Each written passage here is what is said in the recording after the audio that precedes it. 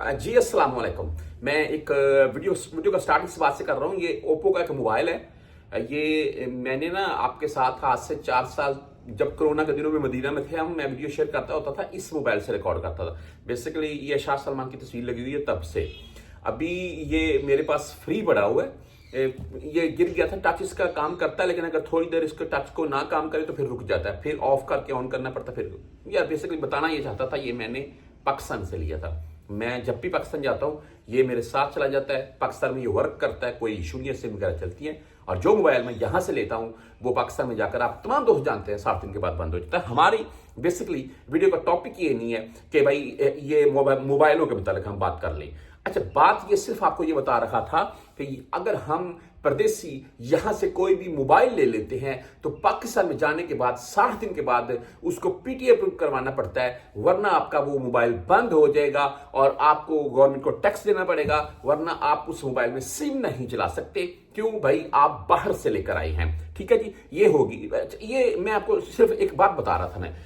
ये मैंने 12 बोला है कि भाई एक पासपोर्ट के ऊपर यार एक मोबाइल अलाउ कर दो यार। हम जो परदेसी जाते हैं एक पासपोर्ट के ऊपर एक मोबाइल छोड़ दो।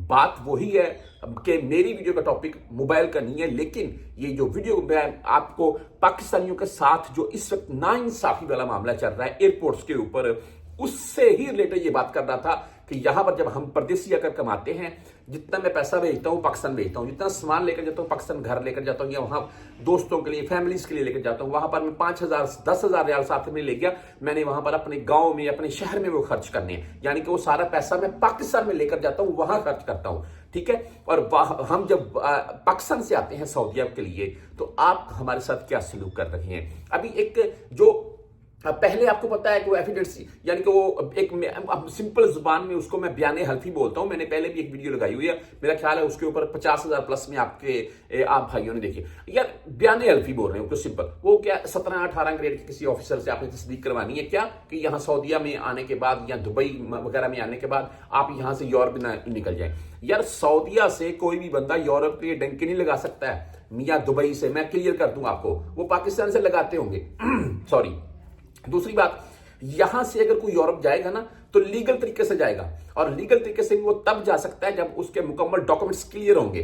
ठीक है, वरना नहीं जा सकता। ये वाज़ेह कर दूं आपको मैं। अच्छा, वो चलो मान लिया जी, वो जो मामला वो कुछ ठंडा पड़ा या कुछ हल हो रहा है उसका मामला। अभी पाकिस्तानियों को खास करके जो पंजाब से आ रहे हैं जी यहां पर उम्रे के लिए, वो अगर मुल्तान से या कराची वाली साइड से आ रखे हैं तो उनको ऑफलोड किया जा रहा है। क्यों भाई? आप पंजाब से टिकट ले लें। देखिए, इसकी 2 रीजन है। मैं उम्रे के मुतालिक आपके साथ वीडियो लगाता रहता हूं। मैं यहां मदीना अल मुनव्वरा हरम में, मैं वहां से लाइव आपके साथ बहुत सी उम्रे के साथ वीडियो शेयर करता रहता हूं। मैं बात करने का मकसद पता क्या है? कराची से जो उम्रा पैकेज है इस वक्त अगर 1,80,000 का मिल रहा है ना, वही पैकेज आपको लाहौर से 2,40,000 के अराउंड में मिलेगा। इतना डिफरेंट है। मैंने खुद से यहां पर आए हुए भाई मुल्तान से, हमारे पाकिस्तानी, कराची से टिकट ली। भाई कितने का लिया? 1,90,000 का लिया, और 2,39,000 का चल रहा था लाहौर पैकेज। भाई कितना डिफरेंट आ गया? 50,000 का। देखिए, अगर पाकिस्तान में कोई 40-50,000 रुपए अपने बचाकर कराची से टिकट करवा लेता है तो उसको क्या, आपको क्या मुश्किल है इसमें? यार मुझे इस चीज की समझ नहीं आती है।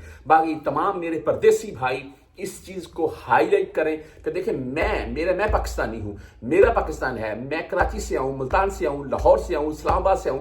यार किसी को पाकिस्तानी को क्या मुश्किल है इसके मतलब? मैं इलीगल हूं, कोई मसला है तो वो तो बात हुई ना। जब मैंने लीगल तरीके से अपना उम्रा लिया है, मैंने लीगल तरीके से होटल बुकिंग है, मेरी टिकट है, तो मैं कराची से करवा लूं, इस्लामाबाद से करवा लूं, इसमें कोई हर्ज वाली बात ही नहीं है। तो तमाम परदेसी भाइयों से ये नाइंसाफी वाला जो मामला है, या वर्क वीजा के तौर पर भी आ रहे हैं तब भी, तो यार ये नाइंसाफी वाला जो मामला है इसको ऐसे बिल्कुल नहीं करना चाहिए। पाकिस्तानी गवर्नमेंट को इसके ऊपर भाई नजरसानी करनी चाहिए। हम जितने भी, मिसाल के तौर पर मैं 6 मंथ के बाद, 1 साल के बाद, 2 साल के बाद घर जाता हूं, मैं 5-7-10,000 रियाल तक घर लेकर जाता हूं मैं, तो यार मैं पाकिस्तान पैसा लेकर आ रहा हूं। आप एक तरफ बोलते हैं कि पाकिस्तानी रीढ़ की हड्डी है, दूसरी तरफ आप रीढ़ की हड्डी को भाई डैमेज करने के ऊपर लगे हुए हैं। तो ये बात अच्छी नहीं है। ऐसे बंदों के लाखों रुपए जाया हो रहे हैं, इसके ऊपर आप नजर करें। और तमाम मैं इस वक्त आने वालों को ये बोलूंगा कि आप मिसाल के तौर पर पंजाब से हैं तो कोशिश करें, फैसलाबाद है और लाहौर है, सियालकोट है, इस्लामाबाद है, वहां से टिकट ले लें। 10-20 हजार को मत देखें, क्योंकि ये लोगों का कोई भरोसा नहीं है।